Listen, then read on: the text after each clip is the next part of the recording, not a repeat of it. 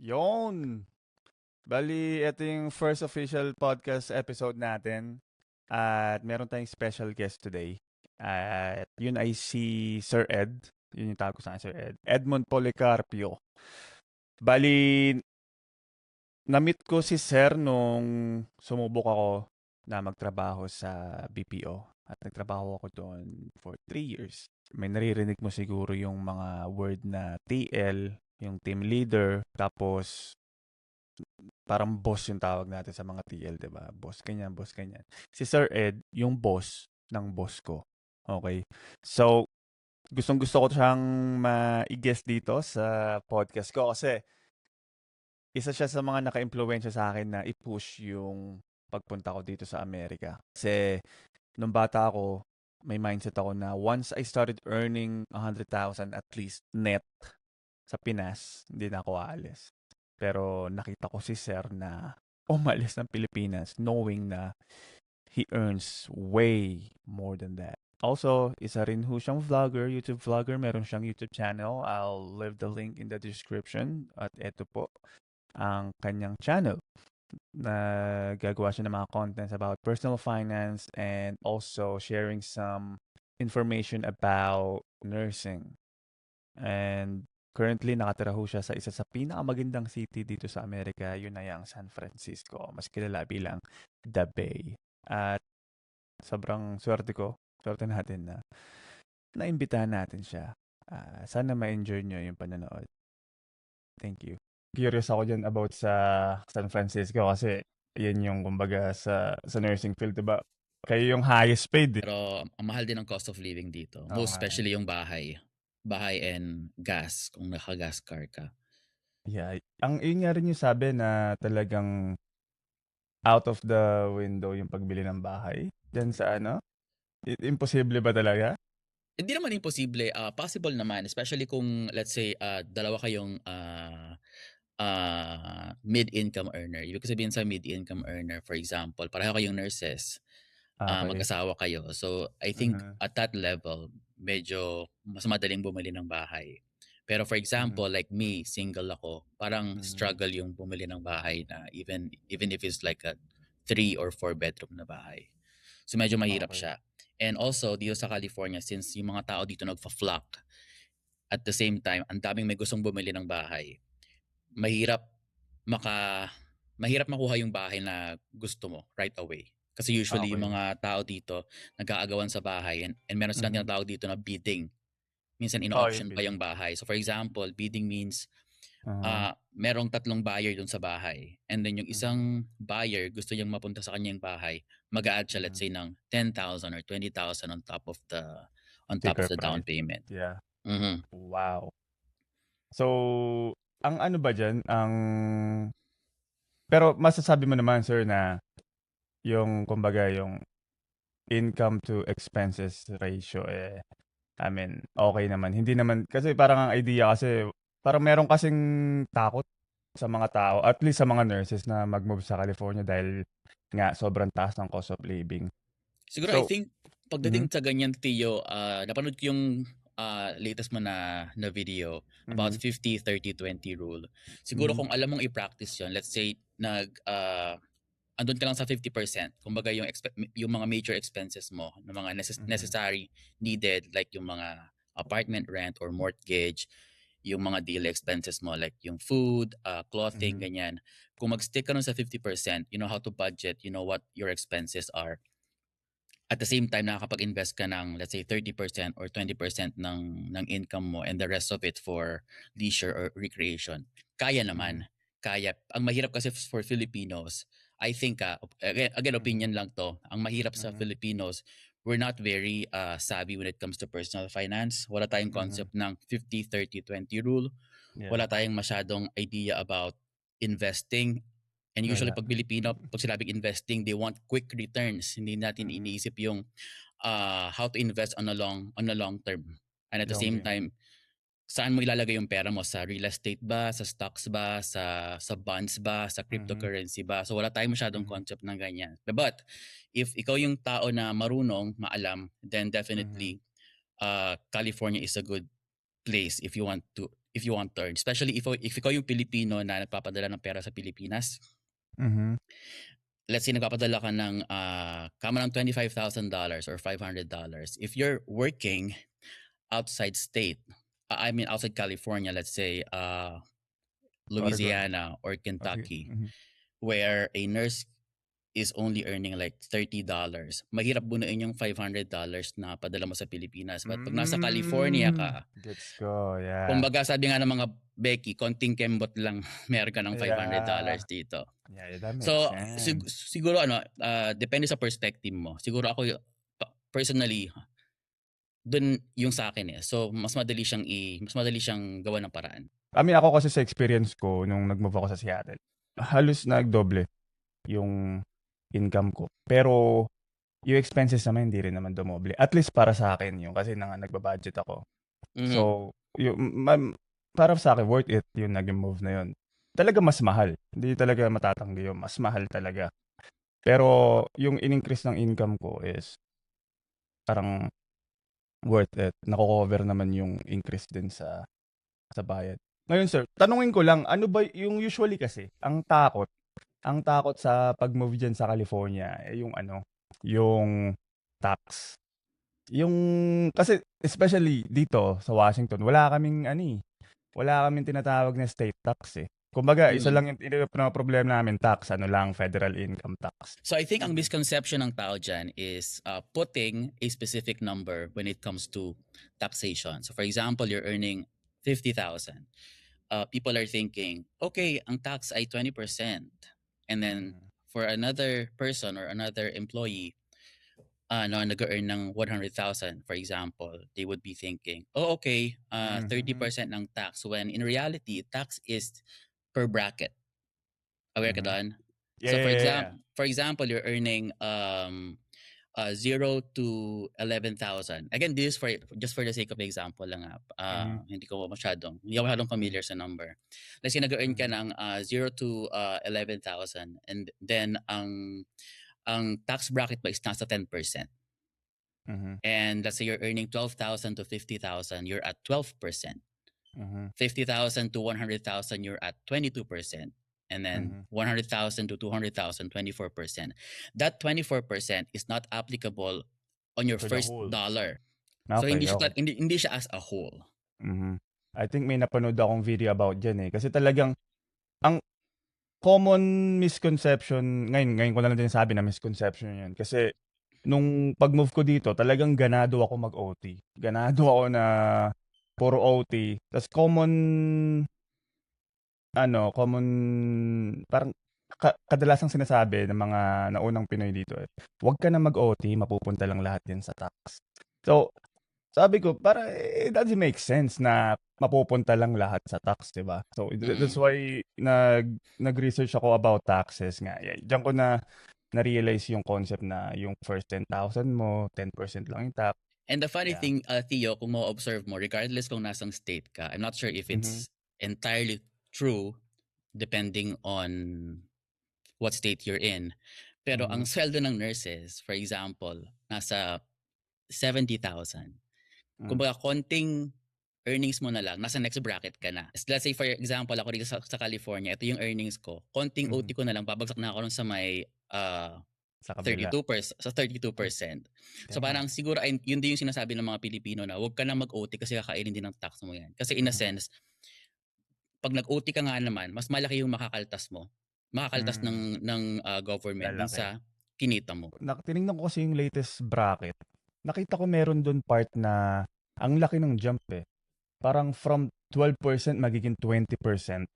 Yun yung from 11 again, i-round off ko siya sa whole number from 12,000 to 49,000, 12% lang yun.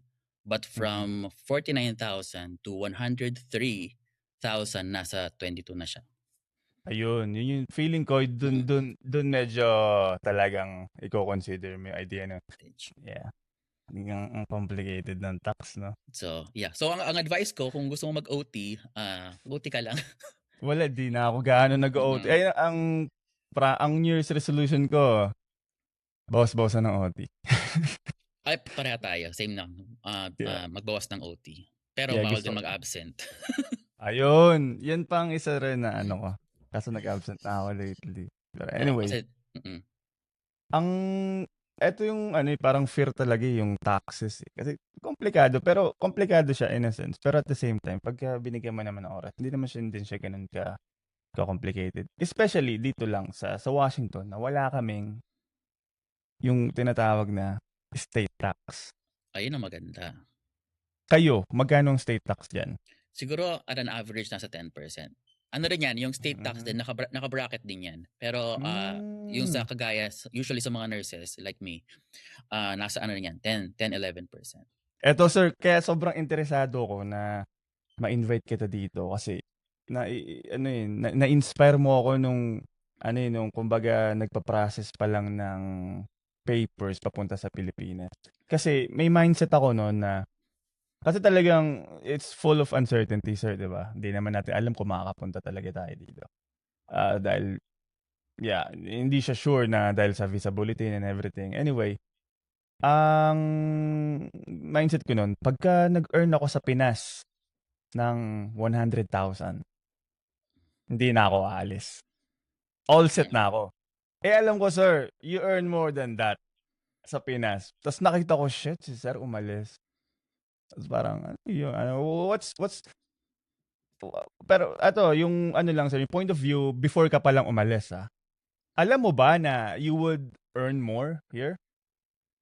Oo naman, definitely. I mean by computation, US dollar is, Yeah, a uh-huh. US money, 'di ba? Mhm. So, 'pag mineasure mo ang wealth, 'di ba, one way to measure ang wealth is by purchasing power. Yeah, So, yeah, one yeah. dollar is what? 50 pesos, 55 pesos. So, Mhm, your times 50 ang value ng dollar when it comes to peso. So, I know I can buy mhm, more pag nasa mhm, Amerika ako. So, nung nasa Pilipinas tayo, just for transparency, I mhm. was earning 150,000 Damn! 150 peso. 150 ka na nun sir, umalis ka pa ano? Okey, okey, okey. Yeah, the thing Okey. is nung, ang difference nung, let's say I'm earning the same amount of money sa Amerika. Hmm, hmm. Let's say 3K. let's say $3,000. Hmm, Sa Pilipinas, before I get to earn $150,000, I work weekdays, I stay in the office late, I come to the office early, I work weekends. oh, you work weekends, damn. Yes, you're managing a supervisor, what? A team of supervisors, 5 supervisors, 6 supervisors. And then you have Oh, your staff, you have your staff issue, you have your management issue. Kumbaga, bago ko mabuno yung 150,000 pesos na yun, ang dami kong patay ka na. pagod. Ang dami kong pagod. Physically, mentally, emotionally. And you know how physically, emotionally exhausted the work is back home, Mhm, especially sa mhm, BPO. mhm, Management in the BPO, it's a very good kind of management. But then, hardcore.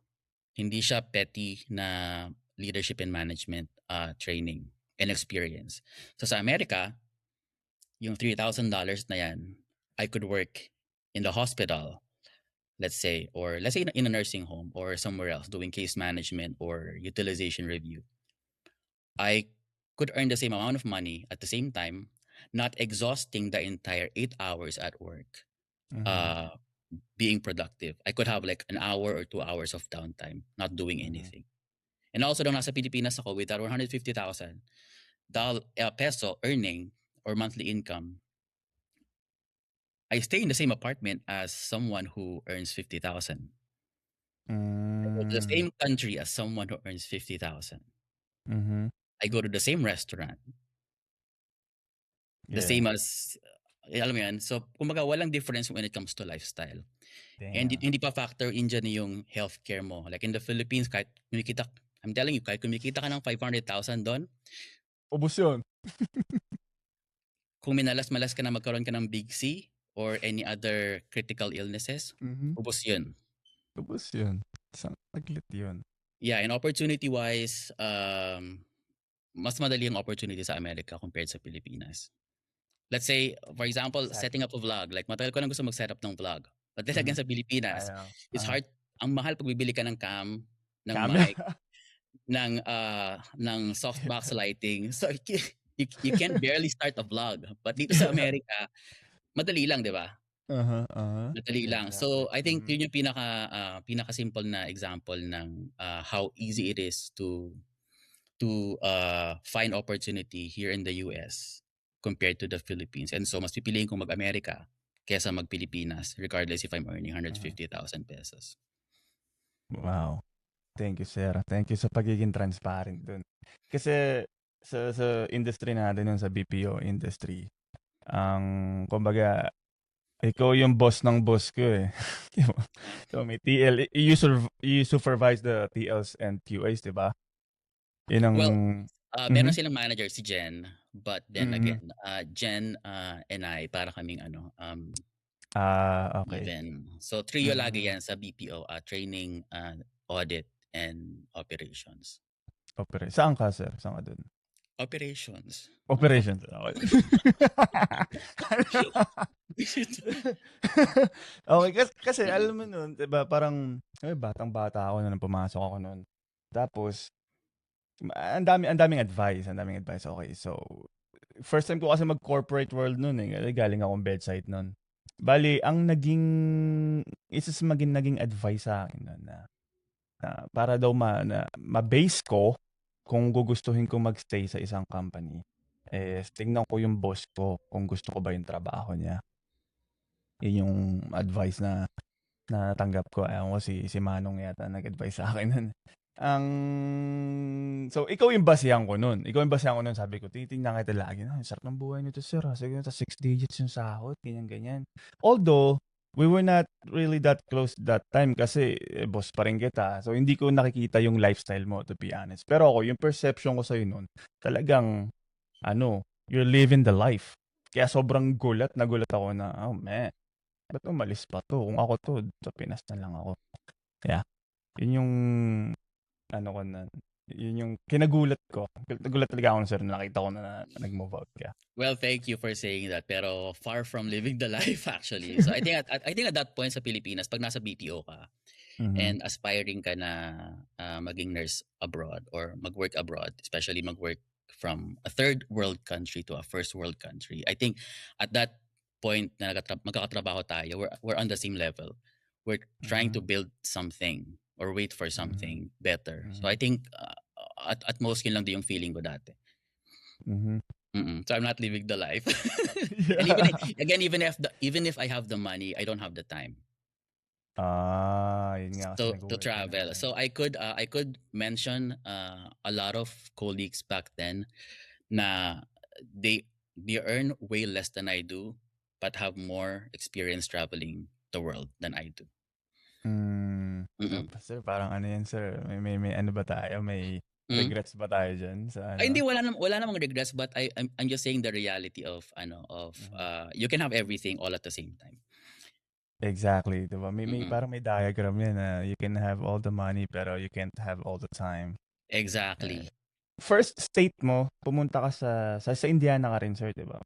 No, ang first state ko is in Kentucky. Ah, And then after that, I was able to find a very good hospital in Indiana. That's in Fort Wayne, Indiana. Fort So the Wayne. hospital is Parkview Regional Hospital. So that is a research magnet hospital. Hmm, So it's a really good parang hospital. narinig ko And nga then yan. I spent 1.5 year in Indiana, and then California kept on California na. calling. Yeah, California kept on calling. So I had to drive 32 hours for 5 days from Fort Wayne, Indiana to California. Road trip of a lifetime din yan, ah. Oo.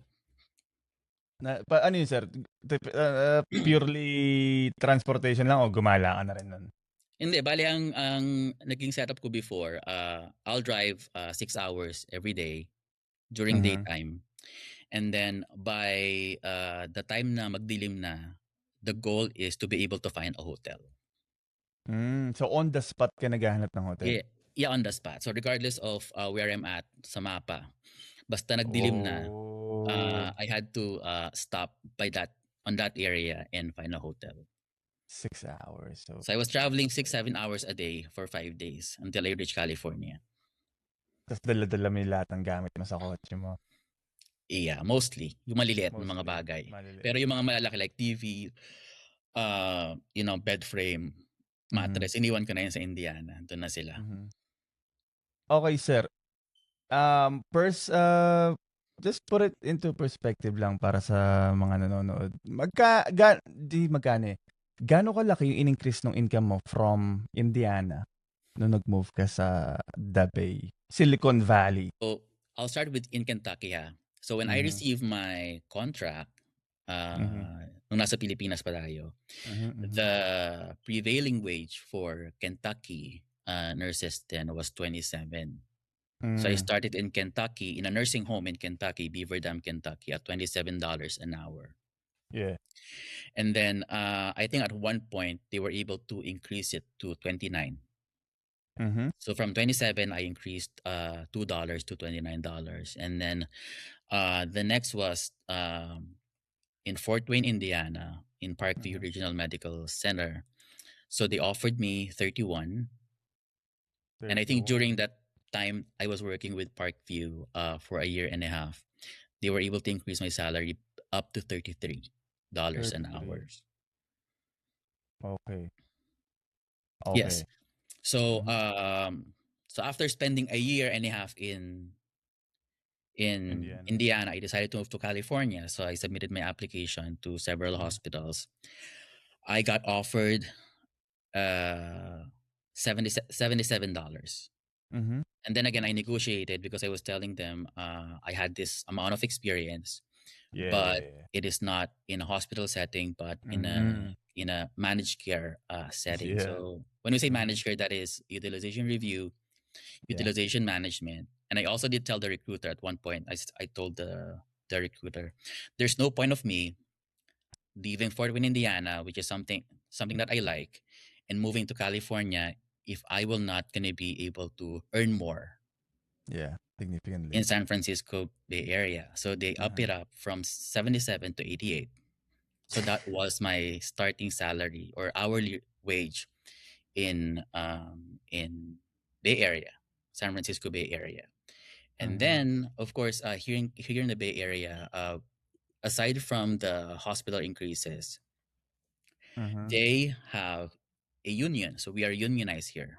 Okay, okay, yeah. Well, one Mhm. benefit of having a union is having a Mhm. fixed rate of salary over a given period of time. So let's Yep. say in 5 years' time, Mhm. nurses under this union should be getting 25% increase. Mhm. Not a one-time increase, but a 25 increase throughout that 5 years. So it They could call be it ladder, two parang two ladder. percent, it could be 3%, it could be 5%. It depends on the contract. It is Mhm. specified on the contract, so you will see, or you can at least expect how much increase you'll be getting on a specific period of time. Hmm. So right now um I'm at 90 above. Wow. So, magkano OT diyan? Pay and a OT half? is time and a half, yeah. So, talagang mapapa-OT ka rin talaga, no? Eh, Mm, sometimes hindi ka na rin hindi ka na rin mag-OT. yeah. Kasi pagod ka Kasi na. Not because marami kang pera, but because pagod ka na. Especially pag mga 30 ka na, 30 years old ka na, ayaw mo na mag-OT. especially nasa San Francisco ka, one of the most beautiful city sa Ayun, so America. marami kang pwedeng gawin the whole time. Yeah. So you can be spending your Napag-Yosemite ka time. na, sir? Nakapag-Yosemite ka na? Hindi pa. Ang napuntahan ko lang so far, Sausalito, Okay. if you know that.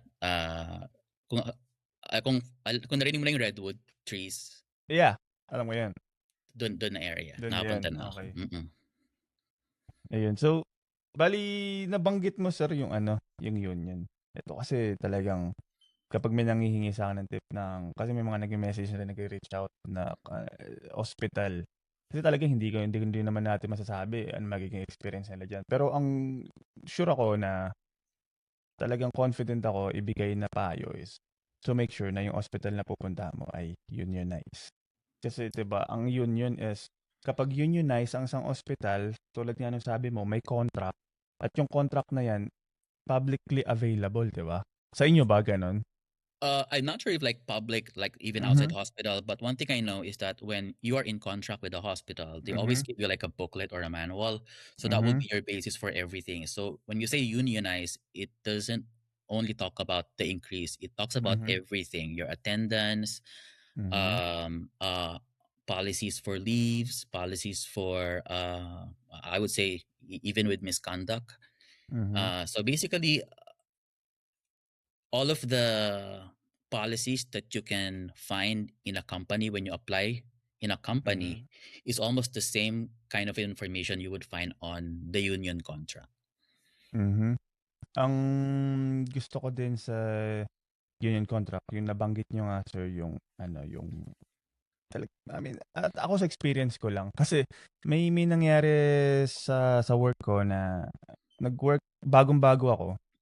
Tapos meron ding isang Pinoy na bago na nagkuwento siya na ganito yung sahod niya, ganyan. Tapos nakuwento ko na rin magkano yung sa'kin. So, nagka-compare na. Nagulat siya na ang layo ng difference, mas malaki yung akin. So, ang sabi ko, ano bang ano mo?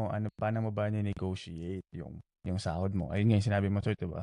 You really have to negotiate din na I was sobrang thankful ko na lang din na yung nag-hire sa akin ay kinonsider kahit yung utilization management, kinonsider nila as an experience. So, hindi ako nagsimula sa bracket 1 kumbaga kasi 'di ba ladder yan, sir, yung tulad nga sinabi mo. Kung depende sa years of experiences mo, makikita mo dun yung increase ng sahod mo. Mm. Hindi ako nagsimula sa baba kahit na bago ako. Nagsimula ako bandang at least mga 5 levels above naman sa sa fresh grad kumbaga. Mm. Yun yung ano ko dun na at sobrang thankful ko na na-negotiate ko yun. Oh, maganda rin na ganyan talaga kasi sometimes when it comes to nursing kasi sometimes it's not about the experience eh. Mhm, Makakakita ka dyan ng mga nurses na they've been working for 10, 20 years, 30 years but knows nothing at all mhm, sa clinicals or mhm, bedside. So I mhm. think your movement from one state to another, from one work to another should make sense when it comes to how much money will be left of you after taxes and everything.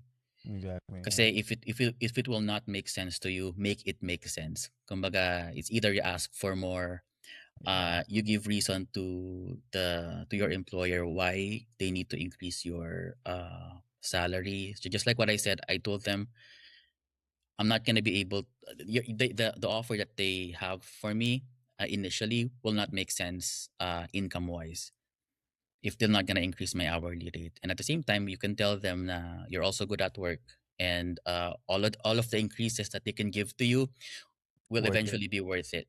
So Mhm. usually, yun naman yung mga conversation when it comes to HR because HR always number one rule for HR is to offer the least, the minimum amount Yeah, of tama, the salary. salary. Kasi ano yan, pag nag-apply ka sa company, meron kang parang level 1, level 2, level 3. Meron niyang salary range. Always like Mhm, that. So let's say mhm, ang level 1 is 1,000 to $5,000. So they won't offer you 5,000. They would offer you 1,000. mhm. So If you're so good with negotiating your salary, then they probably can give you more. But if not, you'll be left with 1,000. yeah. So parang goal nila na ma-save yung pera ng company din, 'di ba? Exactly. So yun naman yan Yeah, eh. sakto na yan. Okay, so let's talk about naman sir since nabanggit natin na parehas tayong may experience sa UM, which is utilization management. Nag-explore ka na ba ng job opportunities for utilization management dito sa US? Yeah, back when I was working in Kentucky. Mhm, So dahil maliit lang yung sweldo ko in Kentucky and I think I need more money back then. So nag-apply ako sa utilization review. The company is Centene. mhm, If you heard about that company, it's also a big company. It is as big as Anthem mhm, or United Health Group. Could mhm, be bigger, could be smaller, but at that level, mhm. unfortunately, hindi ko na nagustuhan yung ganong setup na you have eight Work. hours and then you'll be given cases. You have to review it for entire 8 hours. When in the hospital, I'm exhausted, probably physically, mentally, sometimes. But then I have like downtime. I could sit Yeah, down, get my coffee, talk to my coworkers. So I think I prefer yeah. that kind of work environment than just sitting at Mhm. home. Yun pa, ito yung work from home. typing in on a computer. Yeah. And yung okay naman yung bigayan ng UM dito. Okay naman, pero mas maliit sa hospital. Mas maliit. Kala ko on par siya. Mas maliit. Mm. Especially your competition, consider this. When you apply for UR or UM, your competition is not just within the state.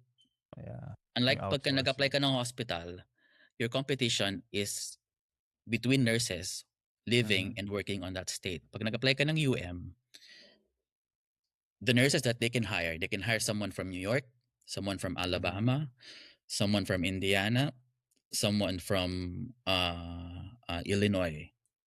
And usually, yung sweldo is just small. It's just lower than what the state is offering for nurses who works in a hospital. Yeah, it makes sense. And malaki ang difference. So for example, here in California, if I would apply for a UM or UR job, I'd probably be earning $60 an hour. I mean, yeah, malaki pa rin syempre, pero So malaking difference. Yeah. Ang matanong ko lang, sir, yung about sa sa anong unit mo ngayon, sir? Progressive care unit. So similar lang siya sa step down unit. Yes, progressive care unit. Yan ba yung parang ER? No, if you know, di ba sa hospital may merong medical surgical unit. And then merong critical care unit. So that is your ICU and emergency department. So often, yung mga patient that are not too stable to stay in a med surg and not too critical to stay in ICU, doon sila nilalagay in between. So ang tawag doon intermediate care, step down, or yun ba yung IMCU? Hindi, I think that's medical ICU. I think that's ICU for like the general ICU. This is progressive care. It is lower acuity than ICU, but higher, more complex acuity than med-surg. Okay, so kumbaga, higher complexity with med-surg. Ano nyo dyan? Nurse to patient ratio? 1:4. Sometimes 1:3. Depends on the complexity ng cases. At alam ng lahat na pagdating sa patient ratio sa California, sobrang strict nila, diba? Totoo ba to? Yes, kasi ano yan, stipulated sa contract. Nasa contract, diba? Yeah. Okay. So yun yung benefit ng union mo. So hindi ka nila basta-basta pwedeng lagyan ng pasyentes. Yeah. So usually if we're in a situation where mataas ang census, konti ang nurses, they would be forced to float nurses from other unit, or some hospital, they have their float pool. So they have their group of nurses who does go to a specific floor if that specific floor is understaffed. And kung wala na talagang option, they do travel nursing. Yun talagang sobrang na-appreciate ko, sir. Yung patient assignment. Iba pala talaga kapag nakaset yung patient yun na talagang strict yung pinagtatrabuhan mo pagdating sa patient ratio. Kasi first time ko maranasan dito sa Seattle, yung ganyan na talagang ginagalang nila yan. Talagang miski yung charge nurse mo, hindi ka hahayaan na mag-handle ng more than, at least sa amin, 1:4 din kasi sa ED. I mean, sa Pinas, 1:1 nga, di ba? Tapos, nung pagpunta ko sa Indiana, sabi nila, 1:4. Minsan naglilima, nag-aanim din. Tapos, yun nga, na iba yung, at least ako, dun ko nakita na mas sumipag nga ako eh. Na alam ko na ito lang yung maximum ng patient na makukuha ko. So, talaga mas willing ako na ibuhos lahat ng energy ko dito. Kasi sa, yung ibubuhos sa'yo yung mga unexpected na patient. Parang may kasamang inis kasi eh. May parang napipilitan ka, 'di ba? Parang kumbaga kumbaga workload wise, pagka nagtatrabaho ka ng night shift, 'di ba? Night shift naman kasi madali lang mag night shift. Pero pagka nadagdagan ka ng konting trabaho sa night, parang ang bigat. Siguro ganoon din sa patient ratio. Pagka nasanay ka ng 4, that's all you have to expect every day, 4. Pagka may days ka na may 5 ka or may 6 ka, parang ay shit, may 6 ako, may 5 ako. Nakakainis, no? Eh, Yung nakakainis na alam mong wala ka rin namang magagawa, kundi mm. to survive that day. Ala, yun Siguro, yun. siguro two-way din, on the part of, one is on the part of the staff and second on the part of the management. If they know that they cannot just give you patient, they would put effort more on retaining their staff or encouraging the staff to come into work. Or probably Exactly. not give the staff reason to be absent for a day. So yun yung maganda. Yeah, or yung mga incentives, callback pay, or double time, diba? Ayan, yung mga ganyan. So, Yeah. Ayun. Yun yung, tapos, eto pala, regarding din sa union, break time, sir. Anong mm, sistema ng break time nyo dyan? I think iba-iba naman per union. Pero sa amin, I work in an 8-hour shift. Mm. 8 hours. So the union or the hospital should be giving us an unpaid 30 minutes break Mhm. and 2:15s that are paid. So total of Mhm. 1 hour break. Okay. And So, and mhm, mhm. the hospital needs to comply with that because they can Yeah. be So, sued if mhm. they're not gonna give us the right amount of break hours. Yeah, yeah. So, 8 hours ka pala, sir. So Mm-mm. 5 days a week? 4 lang. Oh, 8, So 32. 32. 32. Mm. Tapos, wait, stay lang tayo sa topic ng sa break time. May tanong din ako about diyan sa 8 hours na yun, eh. So, sa break time kasi, ang sa'min naman, since 12 hours pa rin, dito ko first time maranasan yung uninterrupted break. Sa inyo ba uninterrupted? Oo, bawal kang let's 'Di say ba? mag-work ka from outside break. Bakit naman wag kang pupunta 'pag pinul ka kahit mag-cold pasyente mo. Kaya nga, dito ako Mm. first time ko maranasan yung gano'ng klase ng break na matulog ka. Umuuwi nga ako minsan o naglalakad-lakad sa labas nang wala talaga akong iisipin, talagang break. Mukhang naabuso Na tayo sa Indiana. gano'n ka rin sa Indiana? No. Yung Okey, in okey. fairness for that hospital, yung Parkview, they're Mhm. magnet hospital. So for when your hospital is Ah, magnet, they are required to comply with the patient ratio. okey, So never experience. okey. Hindi na rin din ako magsasalita. Pero sa Pinas kasi putik na 'yan, break time mo, eh, sumusubo ka pa bigla kang huhugutin, eh. At saka one is Dahil one is one barangay na ngayon doon, hindi mo ba nabalitaan? kaya nga, Kailangan eh. daw may isang nurse sa isang barangay. Kamusta naman yun? Diyos. Naku sir, napakahabang topic niyan. Next time na Oo. natin pag-usapan yung problema sa Pilipinas.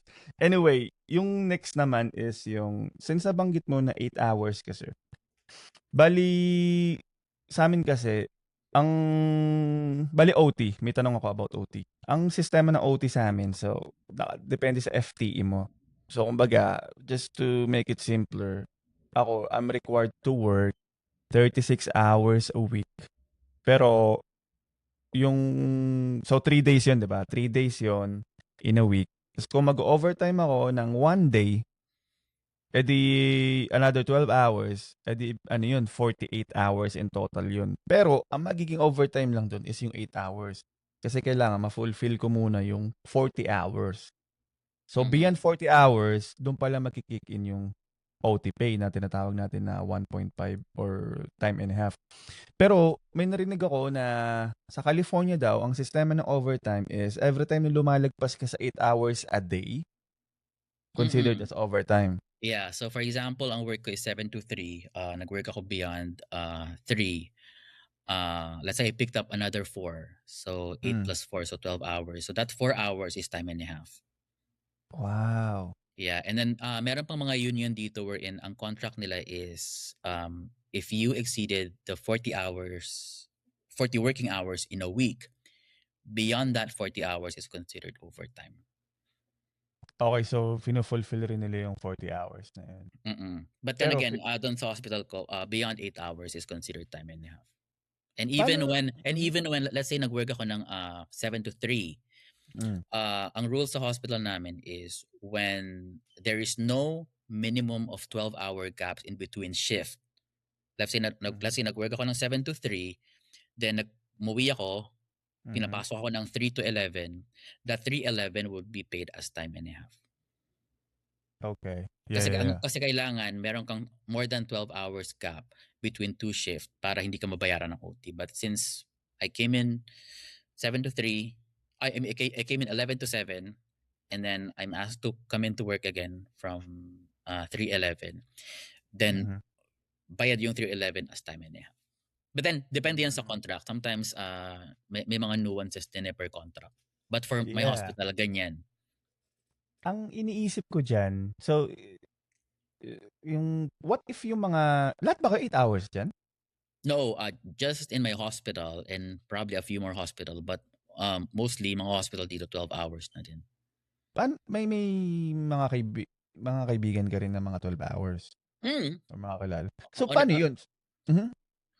On a different hospital, but if you're asking whether they're paid from 9th hour to 12 hour, yes. No, hindi na. Kumbaga meron na silang mga contractual agreement doon na for that 12 hours, regular pay lang sila doon.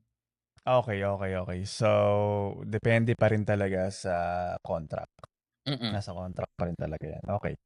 So, pag nagpi-pick up ka ng shift, I mean, pag nag-overtime ka, sir, do you stay late or nagpi-pick up ka na another day? Kasi meron akong dog. So yung dog ko, hindi to pwedeng maiwan sa bahay ng matagal. Kasi hindi siya nagpipi at nagpo-poop sa bahay. So, aantayin niya talaga ako. So, ang ginagawa ko, if I'm gonna pick up a shift, if I'm gonna pick up more working hours, it is a full shift. I don't extend beyond the 8 hours. Okay. So, ano pa rin, para yung routine. May routine pa rin, di ba? Oo. Tsaka, kasi, mahirap pagka 12. Hindi, ayoko ng 12. Nakapagod ako. Pagod. Sakit ng likod ko, sir. Bali, mahabang usapan rin yung aso. Kasi nag-iisip rin ako na mag-alaga na ng aso lately. Kaso hindi ko alam paano gagawin sa 12 hours shift. Mahirap, kawawa yung dog. Pero yung dog ko, sanay na. Pakita ko sa yung dog ko. Yun siya. Ayan siya. Ilan taon na yan, sir? 3 years old. Okay. Nakuha ko siya ng paalis ako ng Indiana, tapos nag-drive kami papunta rito.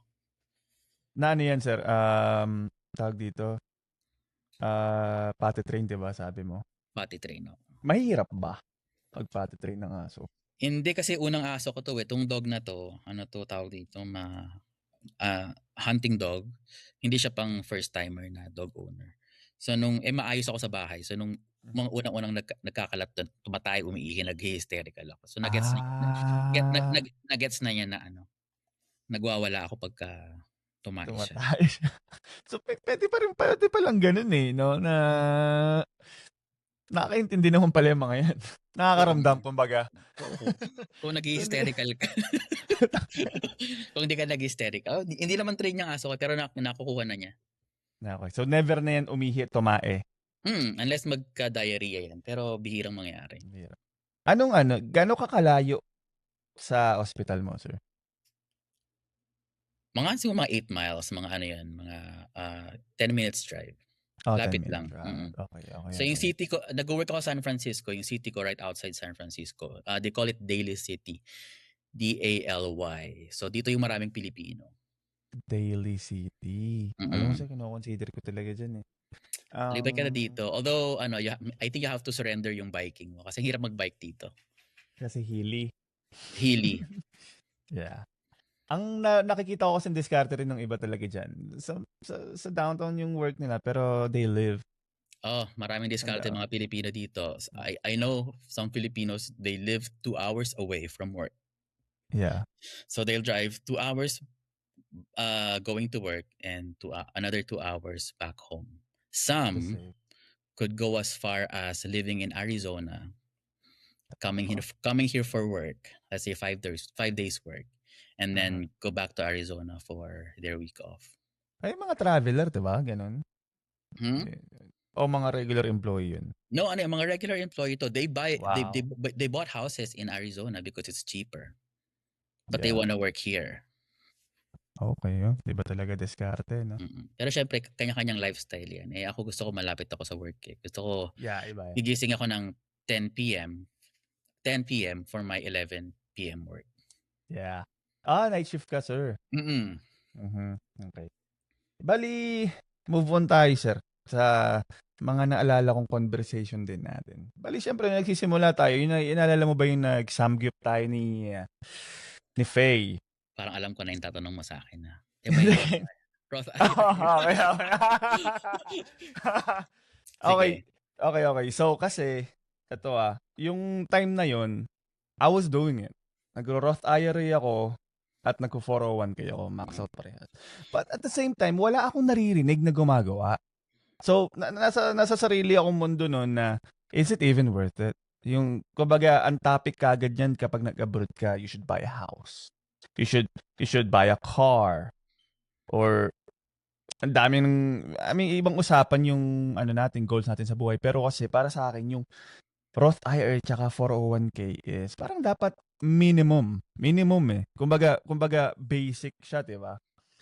Bali nalaman ko kasi 'yun nung nagbasa kasi akong libro nun, yung Psychology of Money. I don't know if you read about it. Yeah, very good book. Yeah, dun ko narinig yung mga words na to na yung 401k tsaka yung Roth IRA. Ngayon, wala ako nakakausap about it until yung nag-meet tayo nila Faye na nabanggit mo nga yun na you also do the same. Mm-hmm. And yeah, parang tas alam ko na nag-vlog ka, sir. Pinapanood kanina nasa gym ako, pinanood ko yung yung vlog mo, dalawang vlog mo about budgeting and also the backdoor Roth IRA. Sa mga di po nakakalam, yung Roth IRA is may limit every year. Tapos may rule yung gobyerno na kapag lumagpas ka sa certain income katulad ni sir, hindi ka na po pwede mag-contribute kasi bawal siya sa Pwede pangmayaman. ako. Ngayon, bakit ka pwede, sir? Sige nga, sir, explain bakit. Ano yung backdoor na yan? Okay. At Theo, baka gusto mo explain ano yung Roth IRA, baka hindi nila alam. Sige ako. Explain ko muna yung Roth IRA. Sige, ako yung backdoor. Okay. Sige. Roth IRA, kumbaga, kasi parang may word na Roth eh. Parang na medyo confusing pag narinig mo tas may IRA pa. Pero at the end of the day, ano lang din siya, para siyang basic investment account na you should open yourself. Typically hindi siya ine-offer ng employer. You need to open it yourself. You need to find a broker. Mag-open ka ng investment account. Para ka lang mag-open ng brokerage account na normal kung gusto mo mag-trade. Ngayon, ang difference ng ng Roth IRA account is may limit kasi may limit siya. Tulad yata this year, ang limit ng gobyerno is 7,500, sir, di ba? Yeah, parang ganun, 7,500. Yeah, so nililimit siya ng gobyerno kasi yung earnings mo doon, pagdating ng time, is tax-free. Lahat ng kikitain mo doon, lahat ng kukunin mong pera doon. Pagdating ng time, I can't specify the rule, wala sa akin yung information, pero pagdating mo sa retirement mo, pag lahat ng kinita ng investment mo doon is tax-free. So kabaliktaran siya ng 401k na lagi natin sinasabi na free money. Kasi yung 401k, ini-invest siya ng employer mo before ka pa nila taxan. So kumbaga, tawag is pre-tax money yung kinukuha. Pero ang Roth IRA, since ikaw yung kailangan mag-invest nun, ikaw yung kailangan mag-open ng account, you are investing ang money na na-tax na ng gobyerno. Pero kabaliktaran naman, yung 401k, pag winidraw mo, may tax yun. Ang laki ng tax nun, sir, di ba? Yeah. Okay, so kami ni Theo, kaya namin pinupush tong Roth IRA is because Roth IRA is post-tax. Ibig sabihin nun na kapag deduct na ng tax yung government nung nag-invest ka, and so pag lumaki yung pera mo at withdraw mo during the retirement, wala ka ng taxation. Kumaga, if your 50,000 grew to, let's say, 300,000, that 300,000 is all yours to keep. That's why they put a limit. Yung maganda sa Roth IRA. Unfortunately, the only downside pagka may Roth IRA ka, meron siyang income limit. Okay, so the income limit for Roth IRA for 2026, parang nasa 168,000. Okay. So parang that ganun. means so that means beyond that, let's say yung gross income mo for the year, is more than 168,000, then hindi ka na pwede mag-contribute into a Roth IRA. Fortunately, merong tinatawag dito na backdoor Roth IRA. So para siyang tax loophole that is legal Legal. for Legal. IRS. So it is legal. So everyone does it. Kumbaga, IRS allows it. So ang mangyayari doon is, pag sinabi natin IRA, ibig sabihin ng individual retirement account. So maraming kinds yan. May Roth IRA, may SEP IRA, may traditional IRA, and so on and so forth. Para makapag-contribute ka, you have to go through the back door. Ibig sabihin nito, instead of your money going directly to a Roth IRA account, your money or your contribution will go into a traditional IRA. So traditional IRA, remember, is another kind of IRA. So why traditional? Hindi ba meron tayong income limit? Meron nga tayong income limit. How come na makakapag-contribute ako sa traditional IRA? It is because with traditional IRA, there is no income limit. So once your money is in the traditional IRA, you can move it back to the Roth IRA account. Okay. And mapunta ulit sa Roth yung contribution. What's the point of putting income limit kung may backdoor naman pala? Yan ang hindi ko alam kung bakit sila naglalagay ng income limits when it comes to IRA. I mean, maraming mga nuance eh. Like for example, 401k, 403b, merong parang meron tinatawag din na mega backdoor Roth IRA, Pao. I don't know about that. Yeah, so that will be one of my next vlogs in the future. It's a mega backdoor Roth IRA allowing you to contribute, I think, more than 50,000. So tanong ko, magkano na yung so how ilang years ka na nag-Roth? Since dumating ako, sir, I maxed it out. So since 2022. Magkano na? Gusto mo i-compute natin yan sa'yo eh. Ang compute natin. Anong gamit mong calculator? Ako gamit ko NerdWallet eh. Wala akong... wala? Sige, compute natin yun sa'yo para ma-excite ka. Sorry ako na nag-interview NerdWallet. If you will keep that in your account until retirement, which is 67, and that money will have 10% rate of return, plus you're adding 7,500 yearly. 7,500,000 yearly, you can have like $4,500. Just from my Roth, right? Just from your Roth, excluding your 403b. Di ba exciting? Layo pa nun, sir. Pero yeah, sobrang exciting. But I mean, if you're a nurse who does have 4.5 million by the time they retire. Thank you, sir. So yan. Bali, buti na banggit mo yung about sa luxury. Well, I don't know if you remember this. We also had a conversation about this. Habang nagkasamigip tayo nun. Na, sir, tumatak yung mga sinabi mo sa akin, sir. Bali. Huwag na niniwala sa akin, Tio. Parang that time, anyway. So, yung napag-usapan natin tong luxury, di ba? So, I mean ako, the way I get impressed syempre, may nakikita natin yung mga katrabaho natin, ganyan. Ako, hindi ako talaga personally nai-impress sa luxury. I mean, para sa mga alam ko na katulad ko na nurses din. Hindi kasi ako na-impress to, mas na-impress ako sa tao na walang ginagastos. Kasi alam ko, maraming ipon yun. Kumbaga, yun din yung reason kaya para sa akin, pointless ang comparison na i-compare mo yung sarili mo sa iba kasi you don't really see the full story. I mean, hindi mo pwedeng sabihin na ang ganda ng kotse, ang ganda ng bag nito. You don't know ilan yung nasa bank account niyan. Baka hindi lang zero, baka negative pa, diba? Exactly. Makikita mo yung simple lang manament, ganyan, hindi mo alam. Yan pala, ready. Milyonaryo pala. So, especially, uso yan sa dito sa Amerika yung tawag dito. Yun yung tawag na rat race pa. Alam kong familiar ka rin sa term na yun. If you've read Rich Dad Poor Dad na book. Na, let's say I'm at this level of income. This is the ones that I like. I like a nice car, 3-bedroom house, and then you'd get into the next higher income, and then all of a Yeah. sudden you want a 4-bedroom house, you want a more luxurious car. So, kumbaga pataas lang ng pataas. Na maraming Pilipino Yeah. nalulugmok sa utang dahil, they keep on they're trying to keep up with the lifestyle. Yep. Yun nga yung rat race, yung ano, Keeping Up with the Jones. Yan. Yes, ayan, Yan, yan, oo. yan. Ang ano diyan, ang pinaka eye-opening sa akin, I mean, not eye-opening, yung culture shock sa akin dito pag move ko sa Amerika, sir, yung I mean, no judgment. Yung pagdating lang, sir, sa ano, sa utang, Hmm, yung pagdating sa debt na talagang parang naging kasi parang may kaibigan ako na lagi ko mini-message bago ako pumunta dito.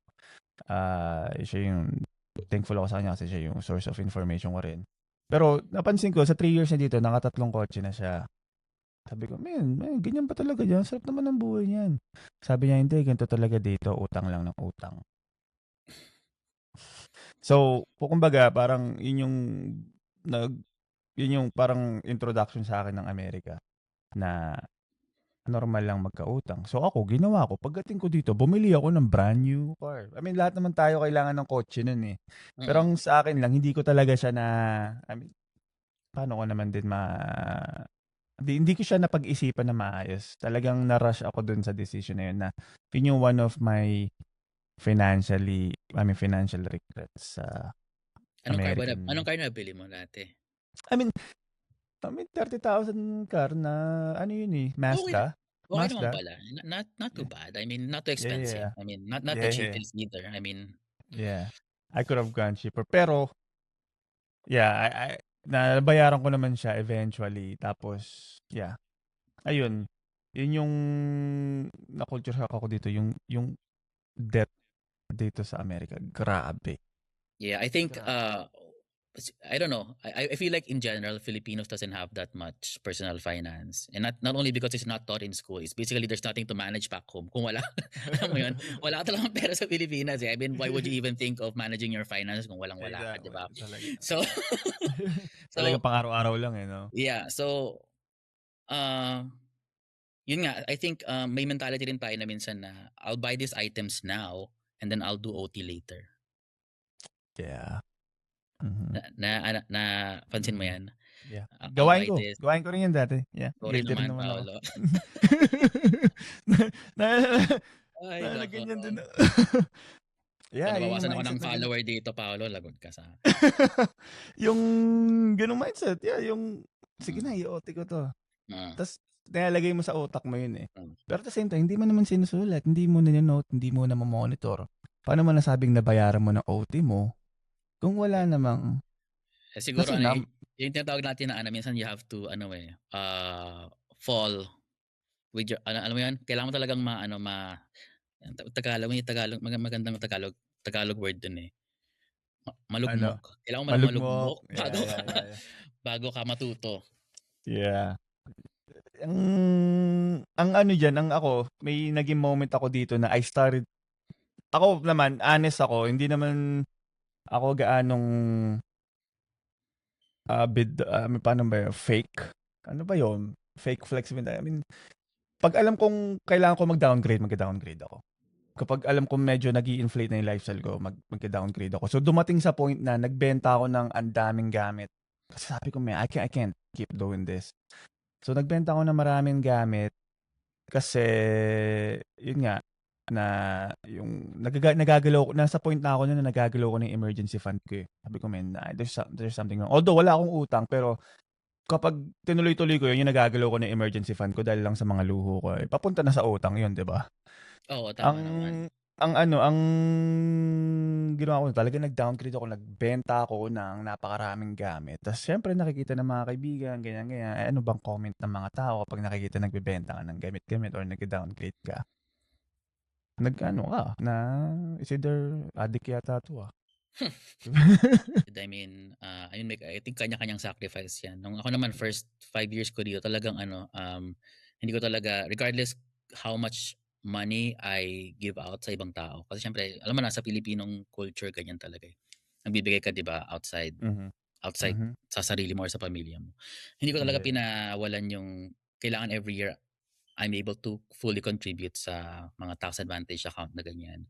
So hindi ko talaga nilet go yan. If I had to, yeah, if I had to crawl working, if I Yeah. had to work with the back pain or plantar fasciitis, I still, yun yung totoo, I show up. Yeah, I show up. So I think pagdating dyan, sobrang fixed ng mind ko na by this year, ito yung ipon ko. By next year, ito dapat. By third year, ito dapat. So medyo natupad naman. Pero yun nga lang, this year sabi ko, lay low muna this year. Parang kumbaga, Lelo. gusto ko Okay. maging very like you. Kasi ito na yung 6 years namin eh. Yeah. Thank you so much, sir. I mean, siguro, eventually, pwede pa rin naman tayo di ba? Oo Baka naman. may, So yeah. hopefully, makaan tayo. Parang masaya ito pagkasama si Faye. Yeah. Gusto ko rin yung ganun. Medyo kinabahan lang ako dito Yeah. sa interview mo. Thank you so much, Pero sir. Sabi sa'yo, maganda. So, na-enjoy Yeah. ko itong mga na-enjoy ko mag-talk ng mga ganito. topic natin, yeah. Oo. Kasi I honestly think you're doing a very good job. thank you, sir. Thank you. Doing the Roth, doing the vlog. Vlog-wise, I mean, hopefully in the future you earn money. But I think you will. Yeah. I mean, Hopefully. it's just a matter of releasing videos pagdating sa Yeah. sa YouTube. At the same time, yung money mo, hopefully you get to check investment calculator. So that mas Sige nga, para makita ko rin yung Yeah, I'm using NerdWallet calculator, pero maraming calculator so that you have an idea how prosperous can you be in the coming years. So alam mo rin kung anong effort yung ibibigay mo sa self mo. Not sure if for example, alam mo last year meron akong like first 100,000 is a bitch. Yeah. Yung same yun lang yung money sa account na yun pero may several accounts doon. 100,000 nung 100,000 siya doon ka isipang mag-vlog. Wala akong magkano na yung pera. Wala akong magkano yung pera ngayon doon. Sa account na yun? Sige. At yung sinasabi ko sa'yo, pagka yung sinasabi ni Charlie Munger na kailangan mo ma-reach yung 100,000 kasi after the 100,000, mabilis na lang. Teka, 100,000 in retirement accounts to? Hindi naman lahat. Basta yung money lang at that time dun sa account na yun. Tapos gano'n na siya karami ngayon. Okay. So, I think ako kasi, sir, yung gumawa rin ako ng video. Kasi na-inspire din ako doon sa video na ginawa mo. Ako naman, yung 100,000 na yun, kasama pa din yung emergency fund ko. Kasama pa din yung hindi naman na sa akin. Pero maliit lang emergency fund ko kasi, I mean, mahirap din ako mag-ipon kahit na nasa California ka. Pero, inaano ko talaga, binubuhos ko talaga sa investment. Siguro ngayon lang, ang maganda lang this year, kaya medyo natutuwa ako this year kasi nakakapag-individual stocks na ako. Ang tagal kong inantay itong moment na to na makapag-individual stocks. Thank you so much for your time. Okay, thanks din sa time. Thanks for having me and congratulations sa vlog, sa iyong mindset. I mean, not everyone has that kind of mindset and I think give it a few years or several years and makita mo yung nagbubunga ba? Nagbunga naman yung sa akin ng konti. So, I think importante yung mindset and I'm happy to hear na very careful ka with your decision, especially sa bahay, sa pera, where to put your money, what to buy, what not to buy. Because sometimes magkamali ka ng mistake dyan. Let's say, magkamali ka ng bili ng bahay. Tapos. It takes you a lifetime. Nagpakasal ka 50,000. Tapos na naman. Bumili ka ng kotse. Tapos na naman. Yeah. And sometimes you think you have the entire time horizon to para earn, pawawi. pero actually ang bilis ng panahon eh. So I think magbabay ka na kay kay Tio. Look at my dog. Si Indy. Indy. Okay. Mukhang malikot yan Malikot to, grabe. Doon ka na. Okay, sir. Sige, end ko na. Thank you so much ulit, sir. Bye-bye.